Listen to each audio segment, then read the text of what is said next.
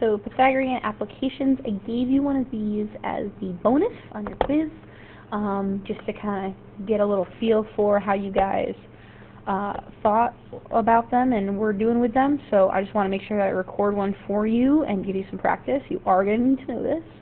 So the foot of a ladder is placed 6 feet from the wall. If the top of the ladder rests 8 feet up on the wall, how long is the ladder? So we've got the ground,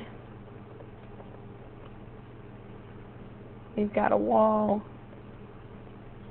and we've got a ladder. Okay, that's going to form a right angle, so this is good old Pythagorean theorem. We know that the foot of the ladder, foot means bottom, so the base of the ladder is 6 feet from the wall, so this side here is going to be 6 feet. The top of the ladder is 8 feet up the wall, so this guy is 8 feet, and we want to know how long the ladder is, so that is our x. Okay, Pythagorean theorem, a squared plus b squared equals c squared. Our hypotenuse, the one across from the right angle, I always kind of think that looks like an arrow pointing you this way, so we know this is our c side, so we're solving for the c. We're not always going to solve for c, sometimes we'll be solving for a or b. And then these guys you can pick which one's a and which one's b. So 8 squared plus 6 squared would not matter if you flip those around. 8 squared is 64, 6 squared is 36, and that equals x squared. When you add those together, that gives you a lovely 100.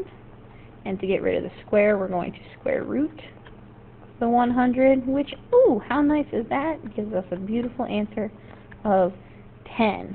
So your actual answer here is going, ooh, hello, is going to be, the ladder is 10 feet long. Boom. Alright, the ladder is 10 feet long. And that is all you got. So go ahead and try a couple more of these. And next class is going to be a review of all this good stuff, everything we've done, and then you have your test and you are done.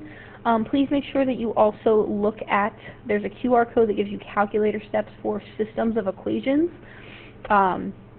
When there is a linear, which means a line, and a quadratic, I gave you calculator steps. It can be completely done in the graphing calculator. You do not need to do it by hand. If you're curious how to do it by hand, let me know. And that will be on your test as well, and you have some practice of it. Alright, and it's all, those are both online, so just giving you some calculator practice. Alright, see you guys next class.